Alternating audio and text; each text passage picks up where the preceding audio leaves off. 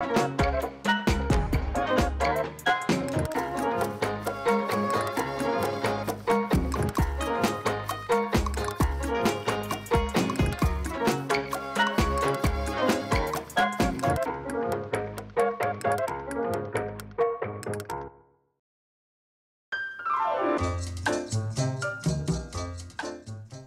mia gioventù è stata formidevole. Sono nato in Cagliese, da parte di mamma i miei parenti erano di Cagliese, mio babbo era fattore, siamo cullati in Vigo. Dopo sono andato a scuola, ma come a scuola non mi piaceva tanto, ho iniziato a scuola in terza. E chi fa in un paese? Travaglio. Bah. Facevo tutta la posta e facevo il telefono, non il telefono era manuale che chiamavano.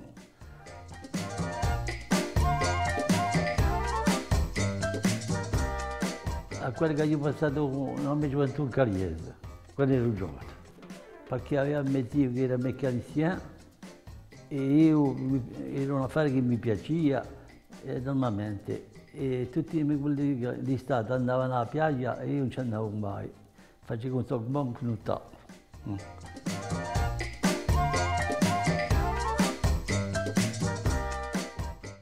Innanzi tutti i vecchi lavoravano, tutto il mondo era contento.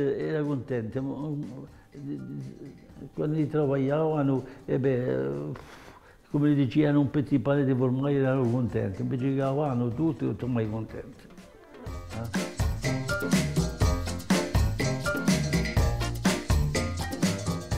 Quando eravamo giovani, sapete, c'era più fratellanza, eravamo tutti, ci teniamo, capite? Invece che i giovani sono sempre, non hanno più rapporto, hanno sempre ancora questi smartphone, telefoni qui circolando.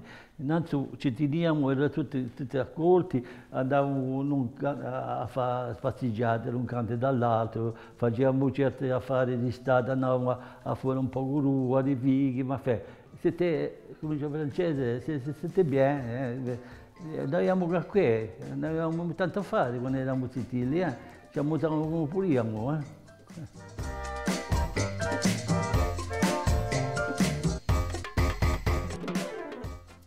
Chiediamo la pace. Come lo dicevamo innanzitutto, pace e salute. Ha detto no, è meglio avere salute, a pace noi non la faccia.